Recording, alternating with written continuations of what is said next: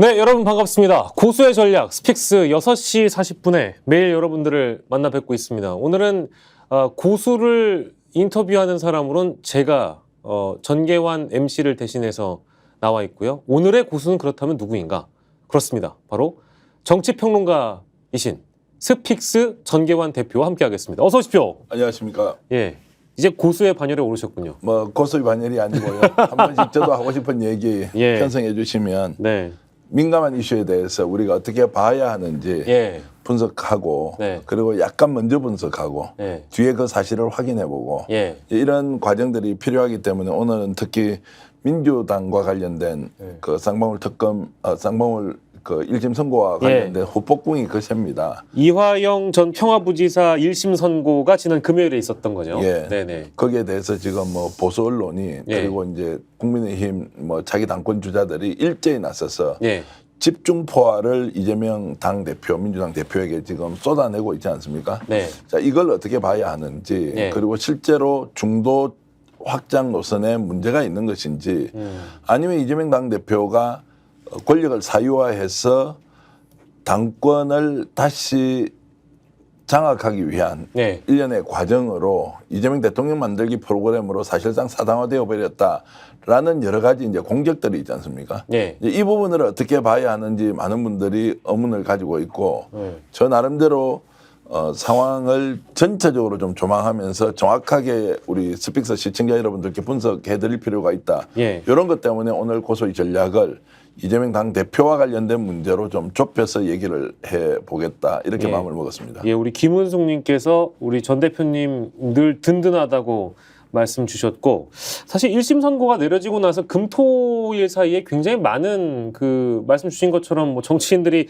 너도 나도 할 것 없이 SNS에 글을 하나씩 올렸는데 대부분 이제 뭐 당권주자, 대권주자로 분류된 사람이 이재명 대표의 그 미래에 대해서 아주 회의적으로 다들 얘기를 하고 있더라고요. 근데 그러다 보니까 이제 그게 또 여당 쪽에서는 굉장히 뭐랄까 좋은 공격 수단이 되고 있는 분위기인 것 같긴 합니다. 뭐 단도직입적으로 일단 금요일에 있었던 이화영 전 평화부지사의 1심 선고는 일단 어떤 맥락에서 좀 봐야 될 것 같고 어떤 의미라고 봐야 될 것 같습니까? 근원적이고 본질적으로 접근하지 않으면 되지 않는다. 검찰이 편파 수사 그리고 사실을 왜곡해서 또는 지사 선택한 수사 내용을 재판 과정에서 반영했고 그것은 익히 우리가 검찰은 충분히 그럴 수 있다. 수사권과 기소권을 독점하고 있는 검찰이 이재명 죽이기에 나섰고 그 결과는 최종적으로 감옥행이다. 사법처리다. 대선 출마를 못하게 하겠다라는 목표를 향해서 움직이고 있고 이것은 수없이 많은 이제 비판을 해왔고 역시 검찰도 그런 내용을 알면서도 그냥 관성적으로 이렇게 가고 있습니다. 다만 판사가 네. 이런 부분에 대해서 직접적으로 지사 선택한 정보 또는 수사 내용을 판결에 그것도 매우 편파적으로 종합적으로 고려하지 않고 반영할 수 있느냐 아니냐에 대해서는 마지막 보루가 결국에는 사법부인데 사법부조차도 저렇게 할 수 있다는 것을 목격하는 순간 이 문제는 저는 양상이 완전히 달라졌다. 네. 우리나라 사법 체계 전체에 대한 근원적인 문제로 접근해서 단순히 검찰의 권력과 권력 사유화와 관련된 문제가 아니라 판사도 사법부도 이제는 그런 사유화에서 국민을 지켜줄 수 마지막 보루가 되느냐 안 되느냐의 근본적인 질문을 던지고 있기 때문에 이 문제가 이번 이제 수사를 통해서 적나라하게 드러났고 우리가 지금까지 바라봤던 사법부에 대한 판사의 판결에 대한 이제 이런 것들이 근원적으로 의심이나 의혹을 가지고 바라볼 수밖에 없는 상황을 만들었다. 자, 이것이 이번 재판의 저는 의미라고 보고요. 예. 그 다음에 이것이 미치는 정치적 파장을 그러면 각자 자기 위치에서 어떻게 해석할 것이냐. 예. 이제 이것은 좀 더 다르게 봐야 하는데 그것은 조금 있다가 왜 그러면 국민의힘 당권 주자들이 보수 언론이 일제히 이재명도 유죄다. 왜냐하면 이화영이 유죄였으니 라고 하는 이런 프레임 안으로 가둬놓고 지금 이틀, 사흘 연속적으로 집중적으로 포화를 퍼붓고 있죠. 이제 이럴 때 민심이 어느 정도 동요가 되느냐. 지금 현재 민주당은 여기에 대해서 어느 정도 민감하게 체감하고 있느냐. 이제 이런 부분은 좀 더 우리가 취재한 내용을 바탕으로 본질을 좀 분석해봐야 한다 이렇게 생각합니다. 일단 선거 이후에 보수 성향의 언론이나 이제 그 정치권 특히 여당 쪽에서 나온 표현 중에는 또 이제 뭐 방탄이란 표현도 또 등장하기도 해서 이 방탄이란 표현은 사실 너무 오랜 기간 좀 피로도 있게 쓰여졌던 표현이어가지고 제 관점으로는 그리 뭐랄까 중도층이라든지 어떤 민심에 큰 영향을 끼치진 않을 거라고 보여졌는데 아무튼 지금 이제 첫 번째로 문제를 삼고 계신 부분은 이 사법부가 최후의 보루인데 판사가 뭔가 선택적으로 또 편향적으로 검찰 쪽의 주장을 대폭 받아주고 뭐랄까 그 중간 재판 과정에서 우리가 봐왔던 특히 이제 검찰이 연어와 또 술로 파티를 벌였다는 여러 가지 의혹들이 있었는데도 불구하고 이제 그런 주장들은 완전히 배제한 채 있는 그대로 검찰이 주장한 있는 그대로만 다 대폭 받아주면서 굉장히 불리한 판결을 이화영 전 부지사 측에 내려줬다. 이것이 또 이재명 민주당 대표에게로 연결됐다라고 보시는 거군요. 자, 재판의 이제 최종적 1심 선고의 내용을 보면 크게 두 가지입니다. 하나는 이화영은 유죄고, 자, 경기도지사가 방북한 대가로 사례금으로 300만 달러, 뭐 200만 달러를 지급했다, 뭐 이거 아닙니까? 네. 그래 당신 유죄야. 그 앞에 뇌물 사건은 지금 이야기 다룰 필요가 없고요. 그것은 뭐 유죄로 이미 우리가 예상하고 있었으니. 그게 하나가 있고, 두 번째는 자, 이화영이 유죄니까 이재명도 유죄일 가능성이 있다는 것을 실제로 이재명이가 보고됐는지 보고되지 않았는지에 대해서는 자신은 판단하지 않겠다.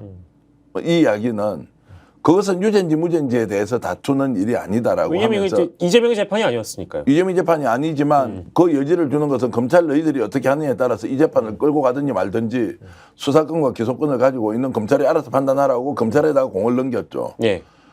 그런데 이 전자에 이제 대북 그 송금 내역의 200만 달러가 사례금이라고 하는 이 전제가 사례금이 아니라 이 사람들이 주가 조작이나 또는 북한의 광물 개발을 위해서 했다는 국정원의 자료나 국정원의 공식 문건이 있었음에도 불구하고 이것을 그렇게 이제 결론을 내렸다는 것에서 큰 문제가 있고, 두 번째는 이재명과 무관하다고 하는 이 내용이 명확하게 유죄냐 무죄냐와 관련돼서 오히려 가이드라인을 제시해서 이것은 검찰에서 수사를 할 수 있는 일종의 빌미 또는 거기에 대한 경로를 열어줌으로써 판사가 자, 이번에 판단은 하지 않았지만 실제로는 이재명 유죄야라는 의심을 충분히, 왜냐하면 해석의 여지를 두 가지로 주는, 이재명과 관계없다는 것도 하나지만 이재명이 관계 있을 것이라는 그 주장도 배제를 할 수 없기 때문에 결국 이재명 수사로 이어지고 기소가 될 것이다 라고 이제 판사가 판결을 했는데, 자, 여기에서 이제 중요한 것은 그러면 항소심에 갔을 때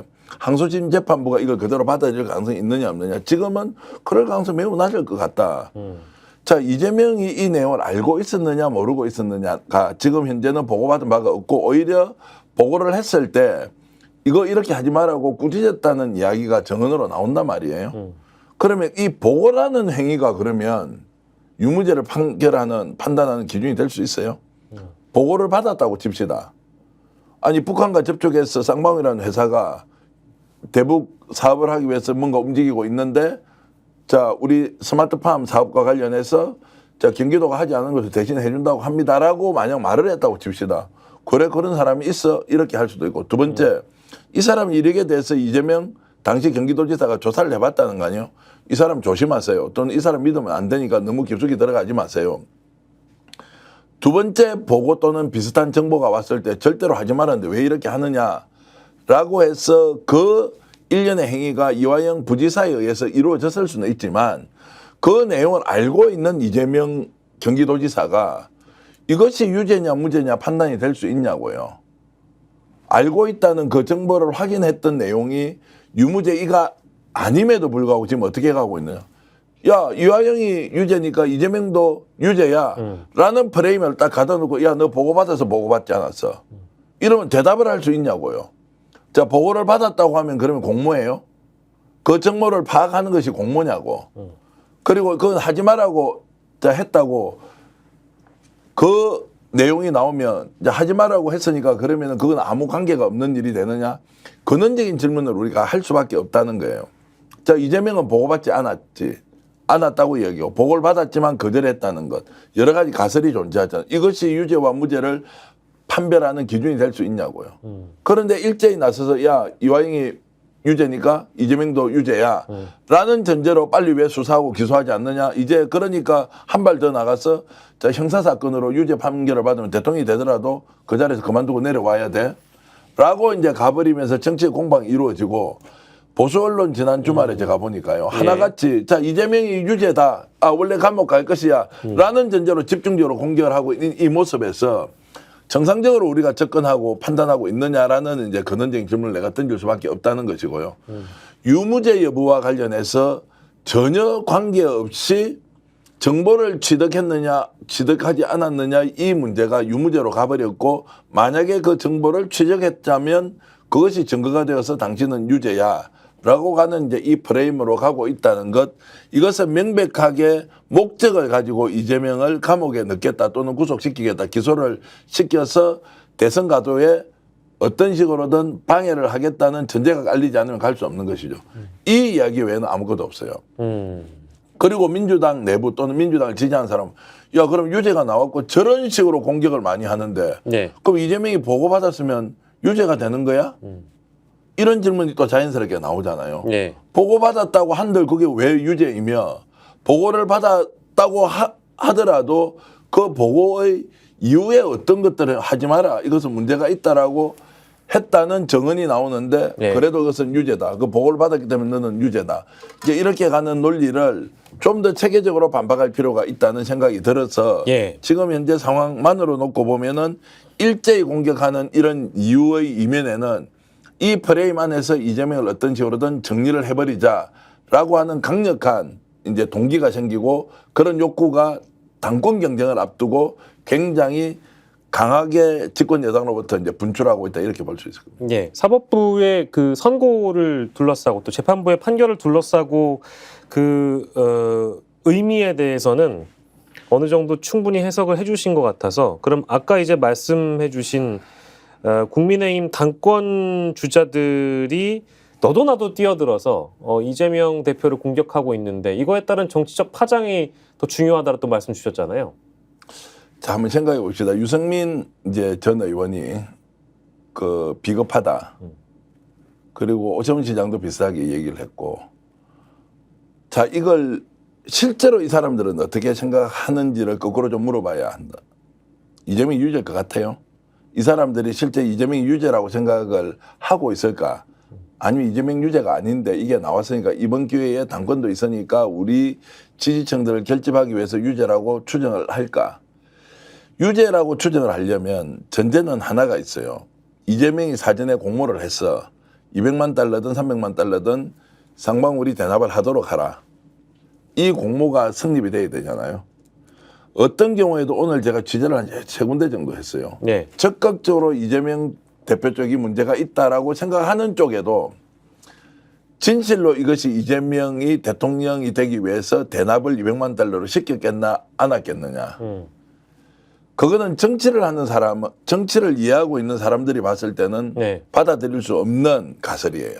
그거 왜 그렇죠?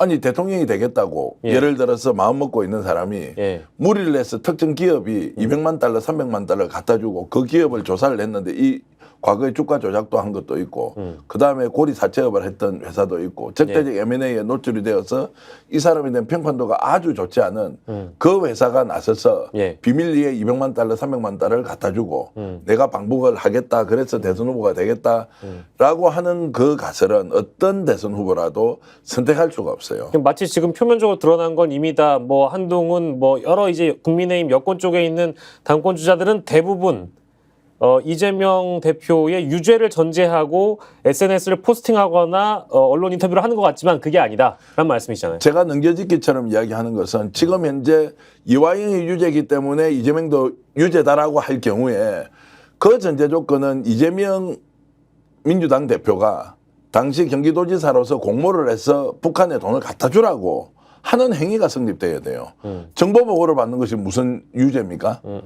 그 전제로 하고 있느냐. 그럼 그 전제에 대해서 이야기를 해보자는 거예요. 그러면은 예. 이재명이 돈을 갖다 주라고 했다는 거 아니에요.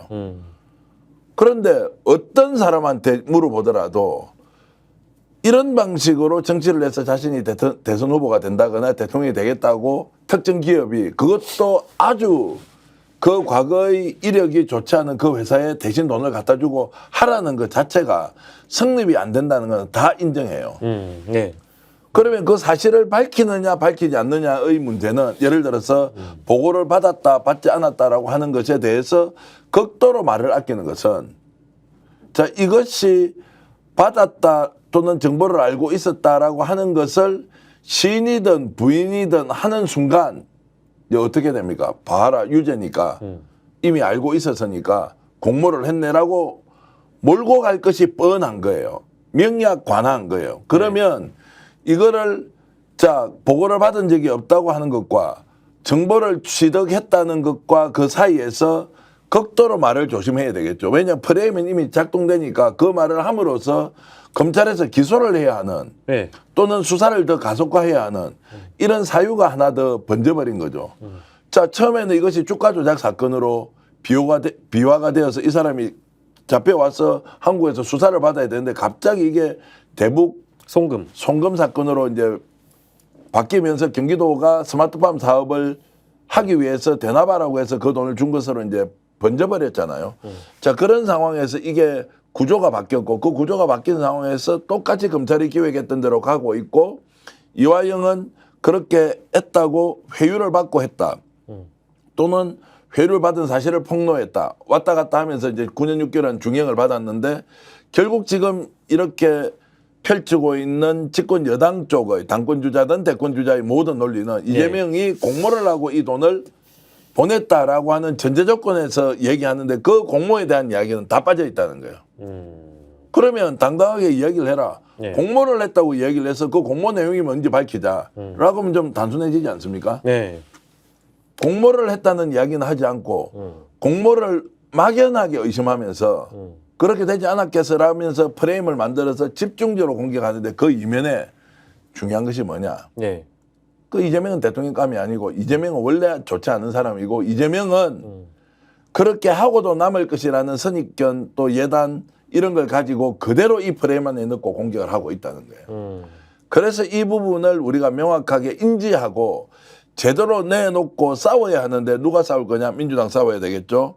그리고 이재명 당대표도 이런 부분에 대해서 어떤 의사가 있는지를 가지고 의견을 내놔야 하고 저희들처럼 평론가로서 이 문제의 본질은 이것이다라고 하는 사람이 적극적으로 국민들한테 알릴 필요가 있다. 그렇지 않으면 네. 프레임 싸움에서 제가 한 3, 4일 정도 보면 네. 이미 지고 있는 거예요. 뭘로 지고 있느냐. 이재명이 유죄인 것은 이화영의 유죄이기 때문으로 출발하잖아요.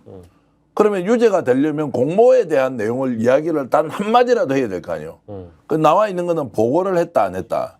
보고를 받은 사실이 없다. 자 정보를 알고 있었느냐 없었느냐. 자 이것이 유죄의 판단 기준이냐 근거냐. 여기에서 단 한 발자국도 진척된 내용이 없는데 법원에서 1심 판결을 저렇게 내려오니까 다 주눅이 들어가지고 야 이거 어떻게 되는 거 아니야. 그래서 당 내에서 오늘도 제가 당으로 당 대표실 쪽에 취재를 좀 해보니까 실제로 보면 당 내에서 이재명 사법 리스크가 이제 생겼으니까 큰일 났겠네. 중도층으로 확장도 안 되고 자 이재명 자 개인 정당으로 전락했다고 그렇게 보도하는데 당 대표실 쪽에서는 어떻게 파악하고 있느냐. 전혀 인지가 되지 않는다는 거예요. 보수 언론에서 보도하고 있는 그 내용과 전혀 다른 분위기로 당은 가고 있다는 거예요. 오히려 지금 현 상황에서 이재명 당대표 문제만 저렇게 하는 것이 아니라 자 Y 의원, 예. 그다음에 K 의원, 예. 그다음에 뭐 C 의원 이런 사람에 대해서 이제 압수수색이 막 시작되고 있대. 예. 그래서 이거 이제 지금 선거 관련된 것, 선거 전후에 나왔던 이런 것들이 자 이제 막 결국 야당 의원들에 대한 탄압으로 이어진다는 징조가 보이기 시작하다는 거예요. 그래서 총공세에 맞서는 민주당만의 특별한 대책을 가지고 움직여야 하지. 네. 현재 상태에서 이 프레임에 그대로 말려 들어가는 순간 네. 민주당이 굉장히 궁지에 몰릴 수가 있다. 이제 이런 우려를 하고 있는 게 사실이고. 예. 그래서 보수 언론에서 보도하는 내용처럼 이재명 리스크가 뭐 공식화되었다. 또는 사법 리스크 때문에 본인이 살기 위해서 당대표 연임을 하겠다. 이제 이런 말이 실제 당 내부의 분위기와 전혀 다른데 그런 것들을 만들어서 뻔뻔질하면서 계속 이재명의 그 리더십에 이런저런 이제 흠집을 내거나 그렇게 할 가능성이 높다는 거예요. 그러니까 저도 오늘 이제 방송하면서 나왔던 주제 중에는 이 원구성 협상 안에서 민주당이 법사위를 가져야 되는 가장 핵심적인 이유는 이재명을 보호하기 위해서 그렇다라는 겁니다. 근데 이거 완전히 이제 다른 문제거든요. 근데 그 얘기가 나오는 거 보고 아 이게 이제 확실한 프레임이 작동되고 있구나라는 생각이 일단 첫 번째로 들었고, 그리고 두 번째로는 지금 말씀하신 대목을 이제 달리 해석을 해보자면, 그러면 이 프레임을 깨기 위해서 민주당 전체가 똘똘 뭉쳐서 예를 들면 공모에 대한 부분이라든지 실제 이재명 지시가 없었는데 이것이 유죄가 되느냐 무죄가 되느냐에 대한 부분, 이걸 다퉈줘야 되는데 여전히 똑같은 방향으로 그냥 몸조심하고 있다라는 말씀이라면, 이게 같은 예전에 우리가 21대 국회에서 이재명 대표 체포동의안 가부결 사태가 있었던 그 당시의 흐름과 유사하게 민주당의 분위기가 흘러갈 수 있다는 말씀처럼 들리기도 하는데요. 그래서 이제 21대와 똑같이 가면 당할 거예요. 그렇죠. 22대 국회는 다르다고 우리가 기대 또는 이제 예상을 하고 있잖아요. 네. 그러니까 모르죠. 이제 오늘 우리가 속보 지금 여러분들께 하나 말씀드리면 7시 예. 반에 민주당이 지금 의원총회를 합니다. 예. 8시에 국회 본회의를 해요. 자, 이게 뭡니까? 지금 조금 전에 언급하셨던 자, 상임위원장. 자, 이 문제 어떻게 할 거냐. 지금 예. 그럼 11대 7로 가자고 했는데 국민의힘이 아예 받지 않지 않습니까? 예. 그러면 의원총회에서는 자, 11대 7 중에서 11은 우리가 하겠다고 국회법에 따라서 절차를 밟는데 예. 나머지 7도 오늘 논의하고 갈까요 말까요? 라는 것이 의원총회 아마 주요 의제가 될 거예요. 그렇겠죠. 그럼 8시에 국회 본회의로 가지 않습니까? 예. 오늘 그러면 11명에 대해서는 국회 본회의에서 국회의장이 개의해서 결정을 할 가능성이 높고, 예. 자, 나머지 7명에 대해서 어떻게 할 거냐. 같이 처리할지 말지는 여러분 이제 최종적으로 국회 본회의 결과를 보면 되는데, 이 분위기가 중요한 것이 예. 지금 이제 국민의힘은 국회로 들어올 마음이 별로 없다는 거예요. 검찰이 오히려 수사하고 있는 여러 가지 사건, 이런 것들을 예의주시하면서 지금은 국회 들어가는 것이 불리하다라고 판단을 하고 있고, 그것은 본인들의 내심과 좀 다른 거예요. 내심은 어쨌든 11대 7이라도 가자는 내심이 존재하는데 대통령실 눈치 봐야 되죠. 그리고 지금 이렇게 들어가면 법사위 운영위는 가져오지 못하는 것은 기정사실이 돼 있으니까 가는 것보다 전면적으로 나서자 하는데, 실제로 전면전을 할 만큼 국민의힘은 체력이 돼 있잖아요. 네. 그리고 전당대회가 앞으로 남아있기 때문에 네. 당권 문제가 있잖아요. 네. 그럼 당대표가 이제 어떻게 할 거냐. 당대표는 중요한 것이 국회를 정상화하는 것이 중요한데, 당대표 되자마자 야 거리투쟁하러 가자. 세상에 집권 여당이 거리투쟁하는 거 봤어요? 저는 못 봤습니다. 아니, 저도 본 적이 없고 이건 상상이 안 되는 일이에요. 근데 이제 그럴 가능성이 높으니까 자꾸 언급하시는 거잖아요. 설마 그렇게 하겠어요? 설마 아니, 그럴 수도 있을 것 같다는 생각이 좀 들어가지고 저는 집권 오늘 여당이 국회를 보이콧하고 바깥에 나가서 소수정당 예를 들어서 여소야대가 됐다고 해서 국회나 안 할래? 라고 포기를 하는 게 가능하냐고요. 이게 뭐 역풍이고 순풍이고 다 떠나가지고. 이건 뭐 제 의견이 아니라 반대 진영에서는 이렇게 얘기를 할 것 같습니다. 가령 예를 들면 이재명 대표 하나를 구하기 위한 더불어민주당의 이 방탄 원구성은 인정할 수 없다. 자, 이렇게 제가 질문할게요. 지금 이재명 당대표뿐만이 아니라 민주당 의원, 야권 정치인들이 이런 방식으로 검찰 수사를 받잖아요. 그렇게 하면 이재명을 통해서 검찰의 이런 수사와 기소에 대한 것을 막는 게 맞아요? 아니면 이재명은 당대표니까 모르겠고 나의 문제는 내가 막아야 된다고 하는 게 맞습니까? 지금 이거를 잘못 판단하고 있는 것은 예.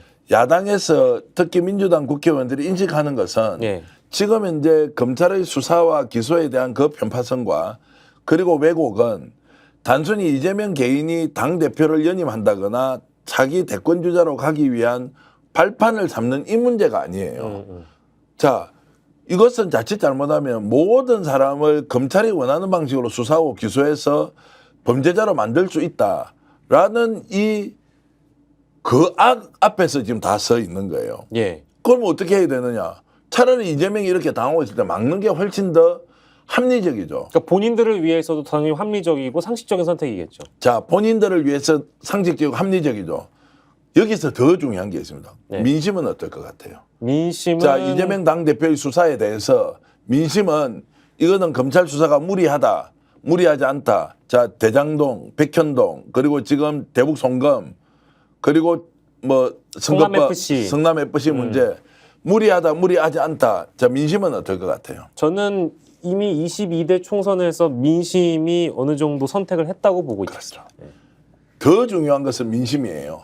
그래서 제가 이 위기에 몰린 민주당과 이재명 당대표가 최종적으로 무엇을 보고 선택해야 되느냐는 것은 강론적으로는 수사 자체가 이재명으로 몰리지만 각 국회의원 개인이 처해져 있는 상황과 거의 비슷하지만 이것은 정치인의 관점이에요.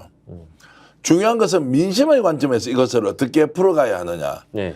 검찰 수사와 관련된 그리고 윤석열 정권의 권력 사유화와 관련된 이 부분에 대한 민심이 뭐냐. 그 민심도 지금 현재는 일치한다는 거예요. 아니면 약간의 불일치가 있으면 그래도 범죄가 있으면 처벌받아야 되는 거 아니냐라고 하는 게 부분적으로 있지만 이 부분은 어떻게 민주당이 이재명 대표가 국민을 설득하고 양해를 구하느냐 이 문제에 집중적으로 나서야 된다는 거예요. 우리가 알고 있는 뭐 전문성 또는 특별한 정보 그리고 검찰 수사의 이면에 있는 아주 본질적인 요소는 저처럼 대중이 확인할 수가 없잖아요. 그러나 그것이 움직이는 그런 원리나 이치에 대해서는 충분히 정치권에 이해를 할 수 있겠지.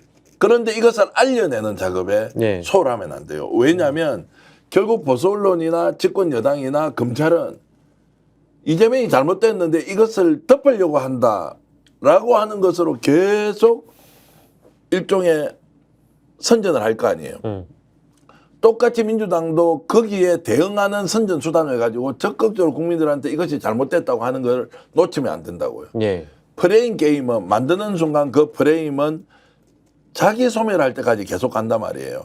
그런데 이들이 지금 하고 있는 그 행위의 본질은 이것이라고 우리가 많이 알고 있기 때문에 이것을 적극적으로 알리지 않는 거예요.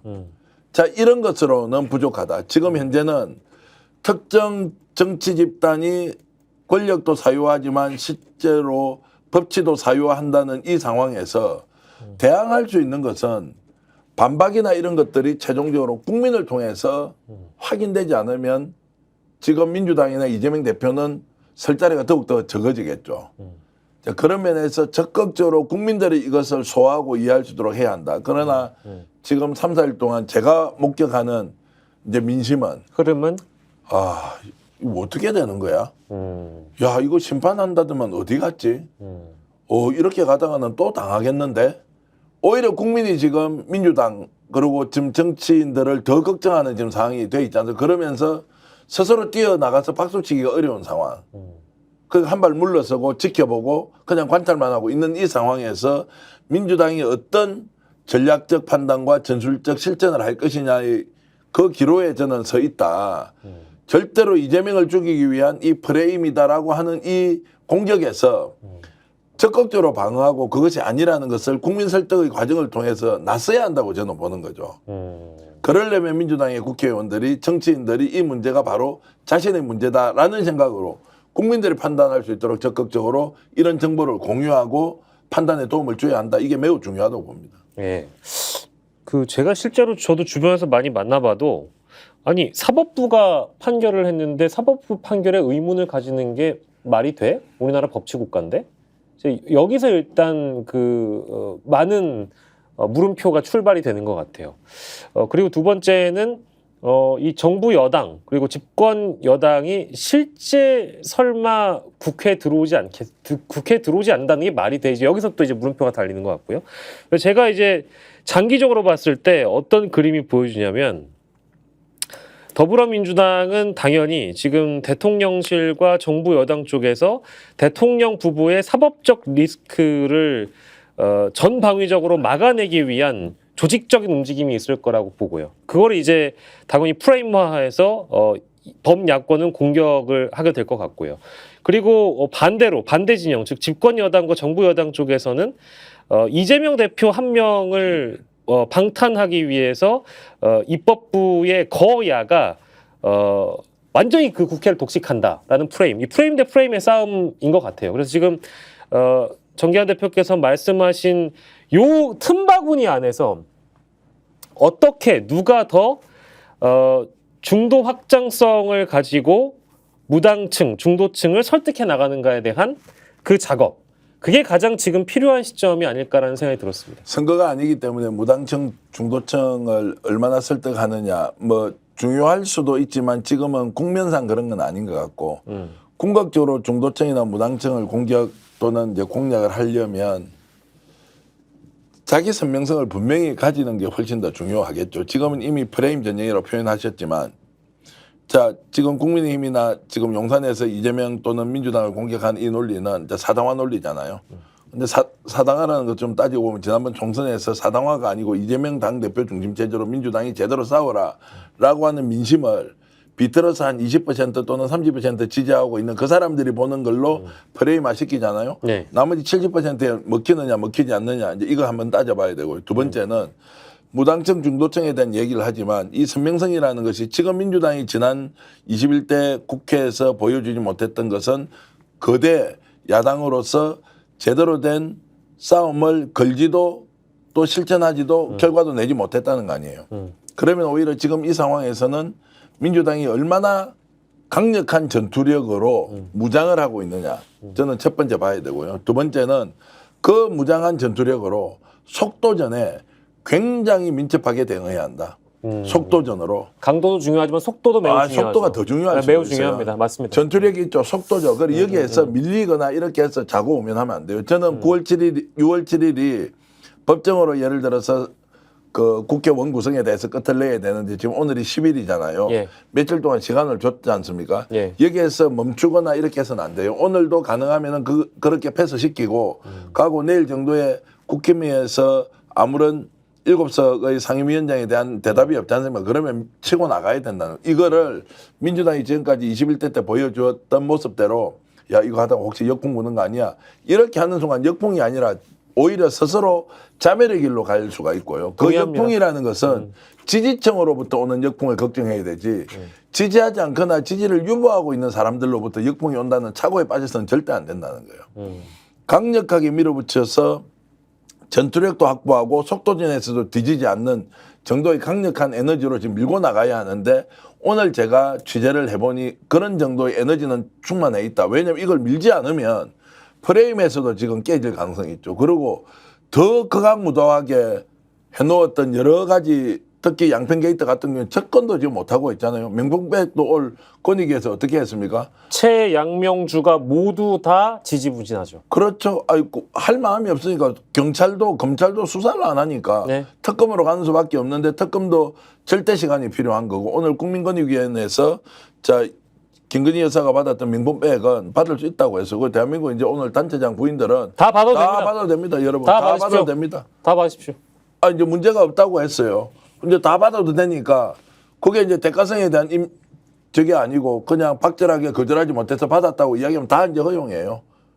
공직 안 하고 배우자 아닌 사람들만 억울하게 됐죠. 국민권익위가 그렇게 판단까지 했단 말이에요. 이제 그것뿐만이 아니라 명품백, 그다음에 양평 게이트 문제, 그리고 여러 가지 제기되는 지금 뭐 동해 석유 개발 문제도 있고. 뭐 그거는 최근 예. 저거 지금 이준석 개혁신당 대표도 나와서 계속 이야기하잖아요. 수의계약적인 문제 많다고. 예. 구체적으로 회사 이름 거론하면서 이야기하잖아요. 예. 그런 거 수사 아직 하지 않잖아요. 이쪽은 완전히 이거를 덮기 위해서 작전을 또는 맞대응하기 위해서 이재명과 관련된 것들은 검찰권을 통해서 수사하고 기소권 행사하면서 계속하는 이 프레임에서 민주당은 이걸 뻔히 알면서 전투력과 속도전으로 이행하지 않으면 역풍은 누구한테 생기나 중도나 그리고 말씀하셨던 무당층한테 생기는 것이 아니라 지지층한테 생길 가능성 지금 이미 21대 때의 학습 경험 때문에 지지층들이 쳐다보고 있죠. 싸울지 말지. 그래서 오늘 국회의원 한 사람은 진짜 열심히 싸우려고 하더라고요. 자, 이런 분위기가 빨리 국민들한테 보여지고 그 상황에서 속도전을 나서서 일사천리로 움직여야 한다. 이런 것들을 민주당이 반드시 보여줘야 하고요. 개별 사안별로 지금 프레임이라고 하는 거 있지 않습니까? 그 주말에 진짜 방송 보니까 깜짝 놀랐어요. 그 보수 채널에서요. 네. 와, 1시간 정도를 하더라고. 네. 이재명 유죄다. 네. 걸렸으니까 너 죽었어. 이제 이런 걸로 가서 막 붕붕붕 뛰더라고요. 예. 야, 이게 내용으로 보면 말도 안 되는데 자꾸 듣고 있으니까 야, 민주당 뭐 하고 있지?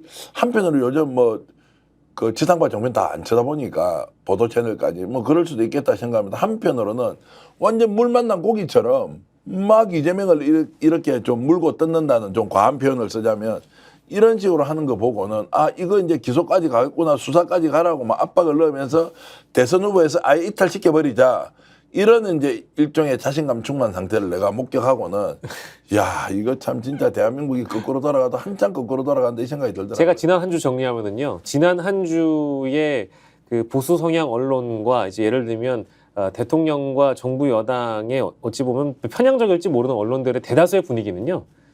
이미 동해에서는 석유가 나왔고요. 그리고 이미 이재명 대표는 대선 후보에서 이탈됐고 이재명은 이미 감옥 갈 사람이 돼버린 겁니다.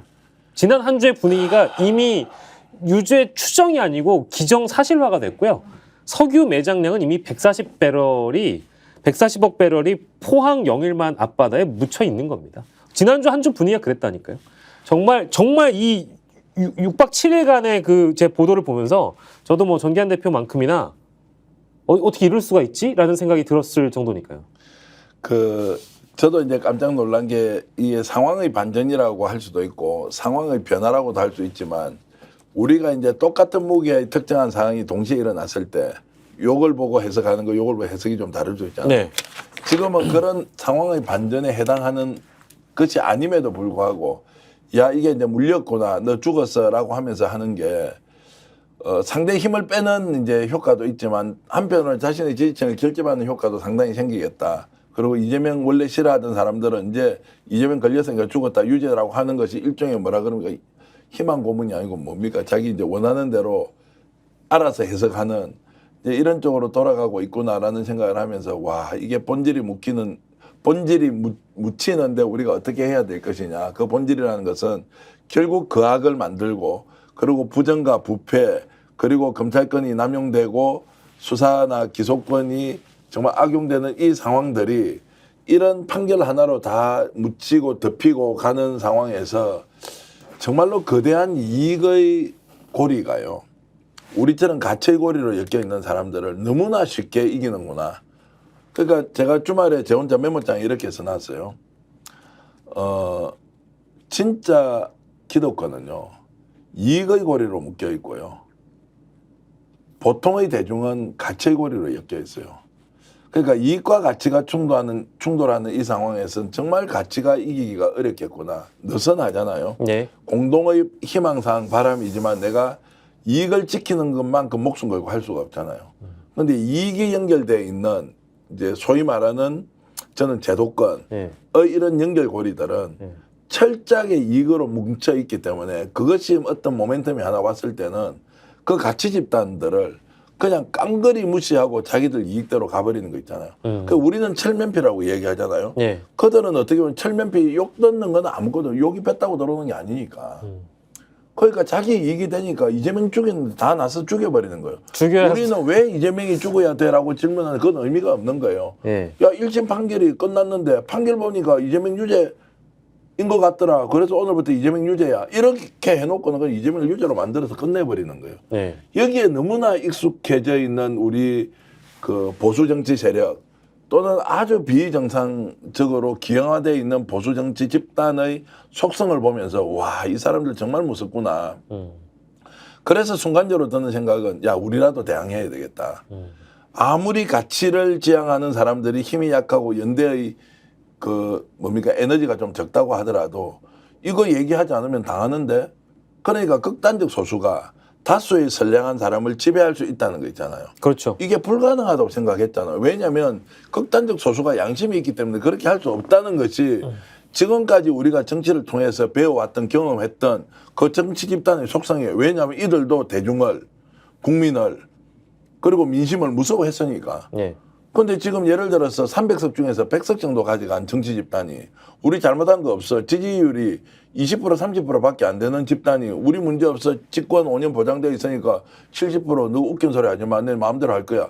이런 걸 본 적이 없었는데 이들은 자신들의 이익이나 이해관계에 똘똘 뭉쳐서 어떤 범죄 행위를 저질러도 봐주고 타인은 티끌만큼 잘못한 거 있어도 끝까지 봐서 정치적으로 매장시키려고 하는 이 속성이 움직이고 있을 때 우리는 다수의 선량한 사람들이 우리의 가치, 공동체에 대한 우리의 의무 그리고 대한민국의 발전과 같은 추상적인 선언이나 캐치프레이즈로 이길 수 있느냐.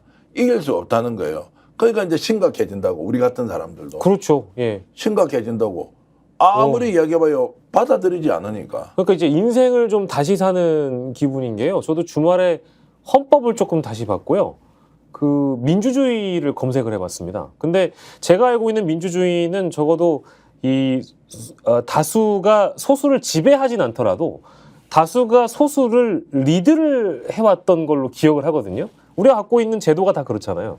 근데 지금 이제 3년이라는 기간이 이제 되고 있는데 2년을 넘어서 이제 3년이라는 기간에 이제 맞닥뜨리고 있는데 지금 상황을 보면 다수를 전혀 신경 쓰지 않는 소수들이 소수가 다수를 오히려 뭐 리드한다는 표현보다는 거의 지배하는 그림으로 나아가는 것 같아서 소수 기득권층과 소수 부패 집단이 다수를 리드하고 다수를 전혀 신경 쓰지 않고 오히려 배제해버리는, 심지어 민주주의의 꽃이라고 부르는 선거, 총선을 통해서 다수의 국민, 절대 다수의 국민이 심판을 했는데도 불구하고 바뀐 게 하나도 없는 대한민국을 보고 나니까 이게 도대체 뭐지라는 생각이 들어가지고 제가 헌법과 민주주의를 봤는데 헌법과 민주주의를 뛰어넘는 초월한 사회를 지금 살고 있는 기분이거든요.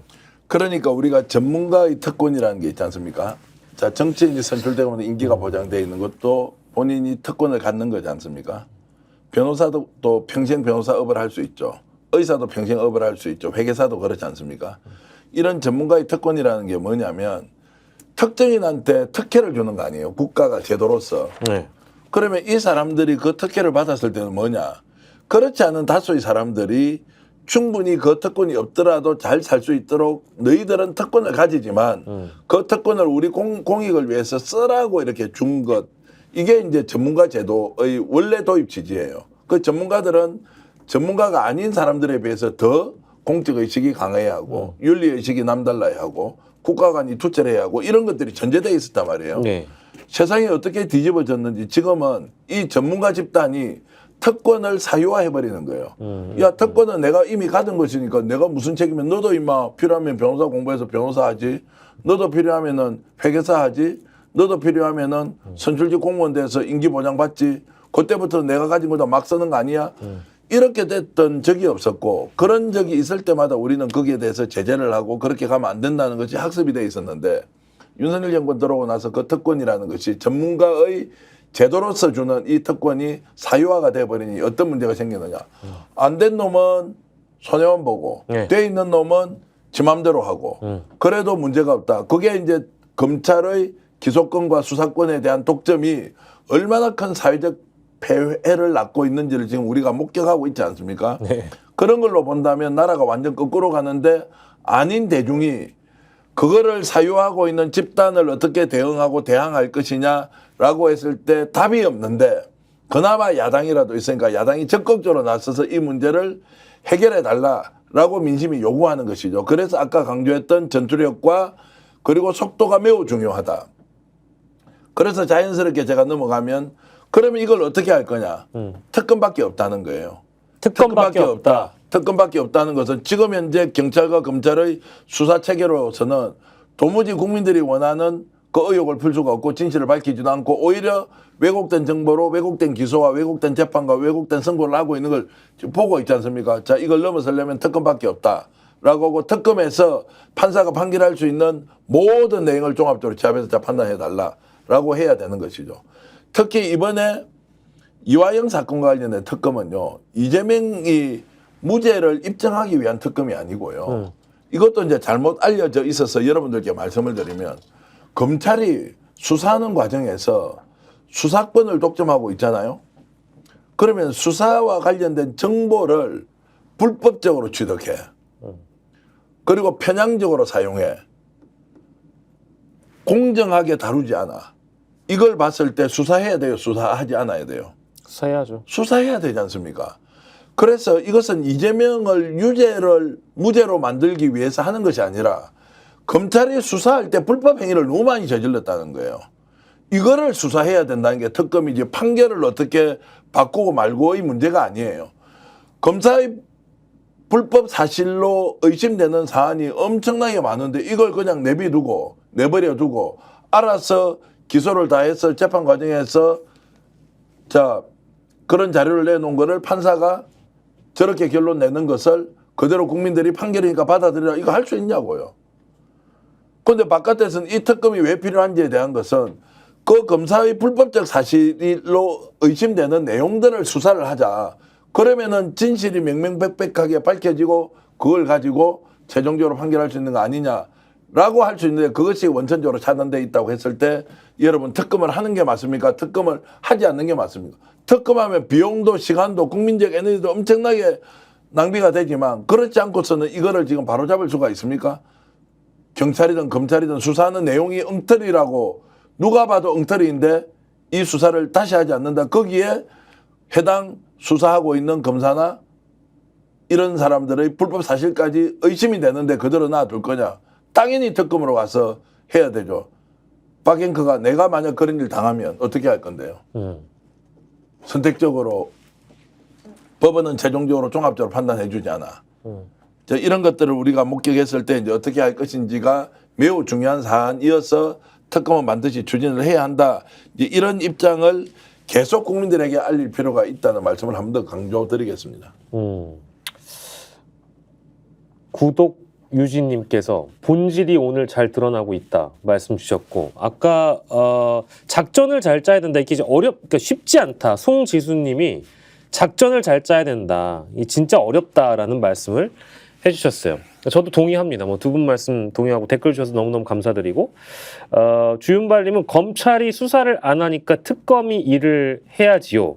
맞는 말씀이고 그러면 근데 제가 초를 치려고 하는 것이 아니고요. 민주당 주도로 특검법이 발의되고 민주당 이게 뭐 이제 지금 이제 오늘 실제 본회의에서 어떤 결론이 날지 모르겠습니다만 뭐 언론은 반쪽짜리 국회라는 표현을 많이 쓰니까 저는 뭐 동의할 수는 없습니다만 국민의힘이 국회를 포기한 상황이라고 규정하는 게 맞겠죠. 그렇게 된다고 하면. 근데 민주당 주자로 범야권 다수가 특검법을 통과시키고 몰아붙인다 한들 대통령의 거부권 살아있는 거잖아요. 대통령이 오케이 하지 않는 이상 특검은 출발할 수 없는 거잖아요. 자, 그러면 이제 결과적으로는 21대 국회 때와 우리가 동일한 의문을 가질 수밖에 없습니다. 특검법은 22대 국회에서도 열심히 발의한다. 표결에 붙인다. 국회 차원에서 통과가 된다. 그런데 대통령은 또 거부한다. 그렇다 하더라도 계속 특검법을 발의해야 된다. 이 주장을 하시는 거잖아요. 그거 말고 다른 방법이 있습니까? 없습니다, 사실은. 그러니까 우리가 지금 이 상황을 제대로 인식해야 되는 것은 민주당은 민주당대로 논리를 세워서 국민 설득하면서 현재 권한을 위임받았던 내용 가지고 뭐 계속 이행을 하는 거고요. 대통령은 대통령대로 본인의 권한대로 거부권 행사하지 않습니까? 계속 반복해서 가는 거죠. 그렇게 해서 싸우는 거죠. 그렇게 해서 국회가 가지고 있는 또는 국정 운영을 책임지고 있는 집권 여당이 하지 못하는 것들을 국회가 대신 하겠다는 거고 이것을 국회 개인 정치인들 국회의원 자신을 위해서 뭔가 쓴다 이런 거 생각하실 필요 전혀 없다고 보죠. 누군가는 그 대상이 되기 때문에 억울함이 나오는 것이고 그 억울함 하나를 가지고 특검을 통해서 반드시 풀어야 된다는 이 논리 구조를 가지고 끝까지 밀어붙이지 않으면 안 될 것이고요. 네. 정말로 한심하지만 약간 특이하게 제가 들리는 이야기는 예. 이런 게 있어요. 예. 계속 반복해서 하잖아요. 그럼 예. 8명이 이제 비지 않습니까? 그렇죠. 8명이 비는 이 108명의 국민의힘 의원들 중에서 계속 설득 작업을 해야 될 것이고 예. 그중에 하나는 특검이 통과될 것이다. 특검이 하나 통과되면 특검의 효능감을 예. 누군가 느끼게 될 것이고 그 특검의 결과를 가지고 대통령이 뭐 이런저런 판단을 할 수 있는 상황도 오겠죠. 예. 자, 거기에서 한동훈 특검 이번에 조국 혁신당이 했지 않습니까? 예. 그거는 통과될 가능성이 상당히 높다. 그 부분에서 아, 실제로요? 아니 그런 이야기까지 우스개로 들려서 제가 예. 제가 특이한 일이 있다고 한 것은 예. 그런 이야기까지 어디에서 8명이 동조를 해서 특검이 재의결해서 통과될지 모른다고요. 그리고 특검을 통해서 끝까지 해야 되고 그다음에 더 중요한 것은 이체 양명주에서 지금 안 된 거 있지 않습니까? 양평? 양평교육도 해야 되지 않습니까? 당연히 해야죠. 당연히 내놓고 해야 되죠. 예. 그리고 거기 거부하겠죠. 또 가야 되죠. 예. 어떻게 하면 계속 이 문제는 국정 운영을 야당이 방해한다 아니다 이 문제가 아니고 국가의 존립 근거가 되는 법치가 무너지고 있고요. 그리고 대통령의 국정 운영이 실제로 권력이 사유화됐다는 의심을 엄청 받고 있잖아요. 예. 그리고 여러 정황들이 나오고 있는데 단 하나도 국민들이 속 시원한 해명을 듣지 못하고 있는 이 상황을 방치하고 할 것이냐 아니면 제대로 조사하고 수사하자고 특검법을 발의하고 갈 거냐. 또 필요한 경우에는 국정조사권을 발동해서 자 정부에서 행정부에서 자료 안 주는 거 국민들이 훤히 알도록 해놓고 그러고 뭡니까? 오늘 정말로 결론을 말씀드리고 싶은 것은 이것이 억울하지 않습니까? 국민들이. 그럼 정권 바꿔야 되죠. 정권 바꿔서 그 책임 물어야 되는 거 아니냐고. 정권을 잘못 만들어서 이런 거 당하고 있으면 결국에는 2년 뒤든 3년 뒤든 1년 뒤든 정권을 바꿔서 책임을 물어야 될 거 아니에요. 그때까지는 차곡차곡 쌓아놔야 될 거 아닙니까? 일시적으로 싸움이 밀었다가 밀렸다가 왔다 갔다 하는 이 상황을 전체를 관통하는 것은 결국 정권을 잘못 만들어서 이런 고통을 국가가 당하고 있고 국민이 당하고 있으면 그걸 알고 있는 국민들이 정권을 바꿔서 이 부분에 대한 책임을 물어야 한다.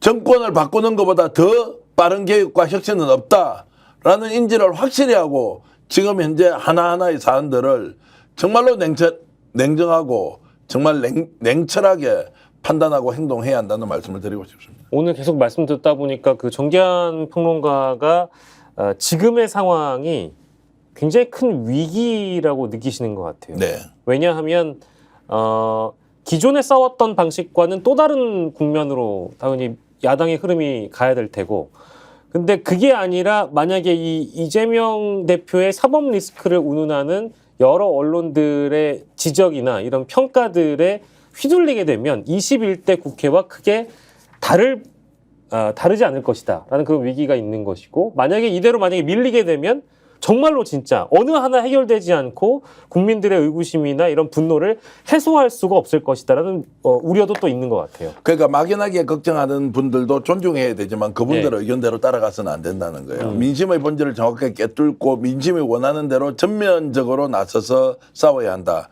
전투력 최대한 모아야 하고 속도전에서도 절대 밀리면 안 되고 하나하나의 사안별로 최선을 다해서 끝까지 밀어붙이고 싸워야 한다. 지금은 검찰의 문제가 아니라 이제는 사법부 전체의 문제까지 가고 있다. 검사를 탄핵해도 헌법재판소에서 탄핵을 인용해 주지 않아요. 네. 그것도 목격하고 있잖아요.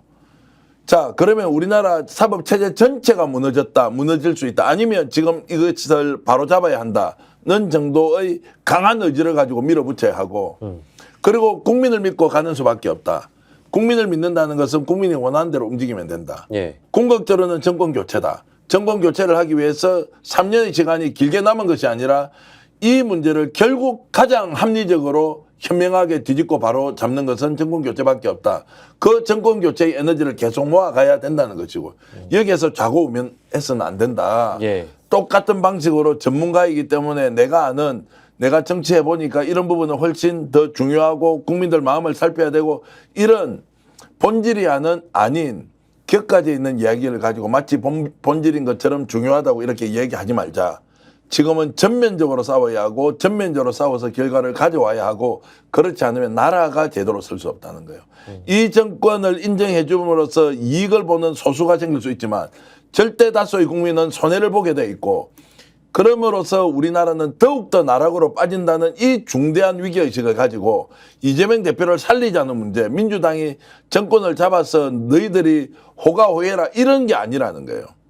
어떤 식으로든 결론을 내고 나라를 다시 세우기 위해서 정권 교체까지 에너지를 모아서 가야 한다. 이런 걸로 보면 정말로 지금 이 시기가 얼마나 중요한지 국회가 얼마나 속도감 있게 스피드를 최대한 높여서 달려가야 하는지 그리고 제가 한 말씀 더 드릴게요. 그렇게 해서 정권 뺏기잖아요. 그럼 정권 안 잡아야 되고요. 이렇게 해서 정권을 못 잡지 않습니까? 그러면 안 되는 거예요. 그럼 국민들이 이런 나라를 원한다고 생각을 해버려야 돼요. 제가 제일 우려하는 것은 그 결과를 겸허히 받아들일 자신이 있고 없고의 문제가 아니라 지금 이 상황을 아직도 무당청, 중도청이 표심이 어떻게 되는지 이런 얘기하면서 본인의 좌고우면을 정당화하는 논리 있잖아요. 이것이 진짜 정권을 못 잡게 하는 가장 큰 요소이지 정권을 정말 잡으려면 그 결과가 무엇이든 받아들여 놓고 끝까지 밀어붙여서 이거 아닌 것은 아니다 그러고 목숨 걸고 싸워야 돼요. 목숨 걸고 싸워야 국민이 원하는 나라를 만들 수 있고 이것은 완전 비정상인데 이것을 마치 정상이라고 이야기하는 20% 30%의 말을 듣고 그럴 수도 있다고 착오하는 순간 우리 정치는 이제 멸망의 길로 간다. 민주당이 더 이상 기대할 것도 없다. 이재명 당대표가 대통령이 되기 위해서 가는 것이 아니라 대통령은 과정의 결과로서 나오는 거고요. 이 과정에서 리더십을 발휘해서 어떻게 국민과 민생을 다시 살려서 이렇게 극악하게 정권을 운영하는 이 집단에게 국민의 이름으로 책임을 묻는 방법이 뭐가 있느냐. 그것은 수단과 방법을 가리지 않고 법적으로 확보된 권한으로 적극적으로 총력전을 해야 한다. 이런 말씀 강조드리겠습니다. 엄청 분기탱천 해주셨는데 너무나 동의하는 말씀이시고 저는 총선 성적을 여러분들이 다 아시잖아요. 총선이 끝났을 때 저는 이미 우리 국민들의 평가가 정치에 대한 평가를 대통령과 집권 여당 또 야당에 대한 평가가 다 끝났다고 생각을 했습니다. 근데 여전하고요. 그리고 가장 최근에 지난주 금요일이었습니다. 지난주 금요일에 한국갤럽 여론조사 나왔을 때요. 저는 이제 윤석열 정부가 국정 운영 동력을 아예 상실해버렸다고 평가를 했거든요. 근데 어땠습니까? 우리 지난주 월요일부터 한 주간의 언론들을 보면은요. 여전합니다. 여전하기 때문에 해결된 게 정말 아무것도 없습니다.